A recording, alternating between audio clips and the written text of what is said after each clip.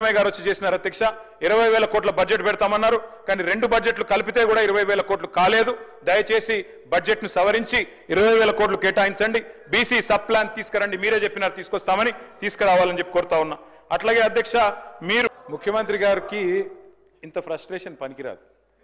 Reply ఇవ్వడానికి వారు జీవితంలో మాకు ఇప్పుడు కాదు అధ్యక్ష 2009 నుంచి చెప్తున్నాడు ఆయన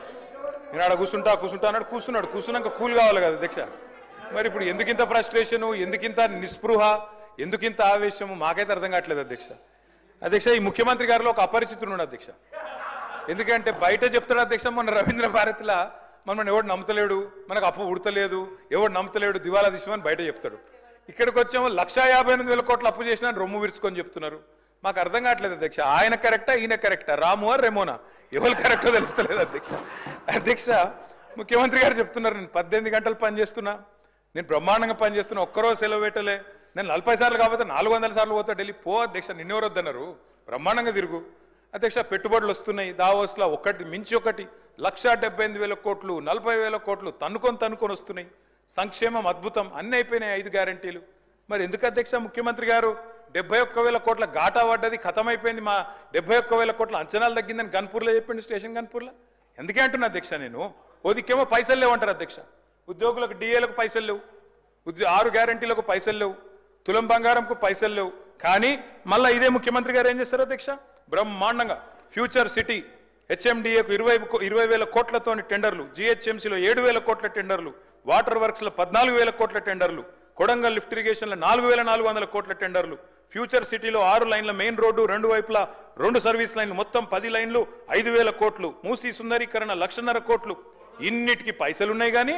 6 గ్యారంటీలకు పైసలు లేవు తులం బంగారం పైసలు లేవు మహిళలకు ఇచ్చేందుకు 2,500 లేవు దేనికి పైసలు లేవు అధ్యక్ష రుణమాఫీ అధ్యక్ష నాకు ఒకటి అర్థం కావట్లేదు అధ్యక్ష రుణమాఫీ అంటే నేను ముఖ్యమంత్రి గారిని సూటిగా అడుగుతున్నా అధ్యక్ష వారిది కొడంగల్ నియోజకవర్గం నా సిరిసిల్ల నియోజకవర్గం అధ్యక్ష మీరు కావాలంటే ఈరోజు సభ అయిపోయింది కదా అధ్యక్ష ఈరోజుతోని రేపు మీరు ఏ టైంలో అంటే ఆ టైంలో ముఖ్యమంత్రి గారు పోదాం కొడంగల్ పోదామా సిరిసిల్ల పోదామా ఈ ఊరు కూడా మీ ఇష్టం ఏ ఒక్క ఊళ్ళోనన్నా 100% రుణమాఫీ అయింది అనే మాట చెబితే నేను శాశ్వతంగా రాజకీయాలు వదిలేసి వెళ్ళిపోతా ఇది నా ఛాలెంజ్ స్వీకరిస్తారా కొడంగల్ కొండారెడ్డిపల్లి పోదాం అధ్యక్ష అంటే చెప్పడానికి కూడా కొంత ఉండాలి అధ్యక్ష వారే కదా అధ్యక్ష రైతులను రెచ్చగొట్టింది 2 లక్షలు తెచ్చుకోండి ఎంబడే ఓన్రి డిసెంబర్ 7 నాడు ఇందిరమ్మ రాజ్యం వస్తుంది 9 తారీఖు నాడు మొదటి సంతకం పెడతా అయిపోతుంది 2 లక్షల రుణమాఫీ అయ్యిందా అధ్యక్ష పోదామా ఎవరికన్నా అధ్యక్ష నేను అడుగుతున్నా అధ్యక్ష నేను అడుగుతా ఉన్నా ఇంకోటి అన్నారు అధ్యక్ష వారు దేవుని మీద ఒట్టు పెట్టినారు అధ్యక్ష ఇప్పుడు దేవుళ్ళు బాధపడే పరిస్థితి వచ్చింది ఇదెక్కడలో అని చెప్పి అధ్యక్ష నేను అడుగుతున్నా వారు అంటారు అధ్యక్ష రైతు బంధు రైతు భరోసా నేను అడుగుతున్నా అధ్యక్ష రైతు భరోసా ఏంది అధ్యక్ష మీరు చెప్పింది 15,000 ఇదే ముఖ్యమంత్రి గారు ఆనాడు పిసిసి ప్రెసిడెంట్గా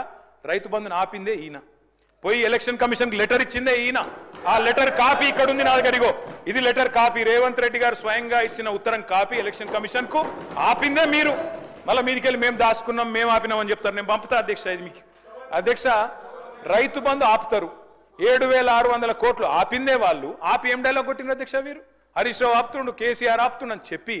ఆ రోజు అన్నారు అధ్యక్ష డిసెంబర్ 3 నాడు డిసెంబర్ 3 ముందు అయితే 5,000 డిసెంబర్ 3 తర్వాత అయితే 7,500 అని చెప్పింది ఎవరు అధ్యక్ష 3 ముందు అయితే 5,000 3 తారీఖు తర్వాత అయితే 7,500 అని చెప్పిందే ఈ ముఖ్యమంత్రి గారు అధ్యక్ష ఇంకెన్ని చెప్పినారు అధ్యక్ష ఉచిత కరెంటు కాంగ్రెస్ అట కరెంట్ అంటేనే కాంగ్రెస్ అంటేనే కరెంట్ అట ఇక్కడనే కూర్చొని ఇక్కడనే నేను ఒక్క నిమిషం తొందరపడకు రాజు నువ్వు అవుతావు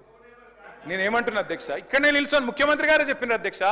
ఆనాడు తెలుగుదేశం పార్టీలో ఇక్కడ నిల్చొని ఇదే ముఖ్యమంత్రి గారు చెప్పిన మాట మా నాయన గారు చచ్చిపోతే నెత్తి మీద నీళ్లు తలుపుతున్నంత కరెంట్ లేదు ఇదేం దౌర్భాగ్యపు ప్రభుత్వం అని చెప్పిందే ఆయన ఇవాళ కరెంట్ అంటే కాంగ్రెస్ అంటే కరెంట్ అంటే బయట చూస్తలేరా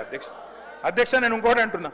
వారు అంటున్నారు 10 నెలలనే ఇంతెందుకు అంతెందుకు అని నేను అంటున్నా అధ్యక్ష మేం చెప్పమన్నామా 100 రోజులు 6 గ్యారంటీలు తొడలు కొట్టుడు మెడలు కోసుకుంటానుడు బాండ్ పేపర్లు అఫిడవిట్లు దేవుళ్ళ ముంగడ పెట్టుడు ఎవరు పెట్టిన అధ్యక్ష 100 రోజుల్లో ఇస్తామని తులం బంగారం ఎవరు చెప్పిన అధ్యక్ష ఎందుకు ఇస్తలేరు తులం బంగారం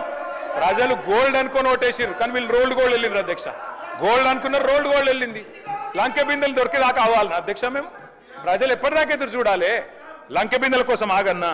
ఇంకా ఎంత అబద్ధం ఎంత పచ్చి అబద్ధం అంటే అధ్యక్ష నేను అడుగుతా ఉన్నా అధ్యక్ష ఇక్కడ మీరు చెప్పేది తప్ప కాగ్ చెప్పేది తప్ప రేవంత్ రెడ్డి లెక్కలు తప్ప కాగ్ లెక్కలు తప్ప అధ్యక్ష చెప్పాలి రేవంత్ రెడ్డి గారు ఈరోజు చెప్పిన లెక్కలు 1,52,000 కోట్లు మిత్తి కట్టిన అప్పులు కట్టిన ఇది కాదు.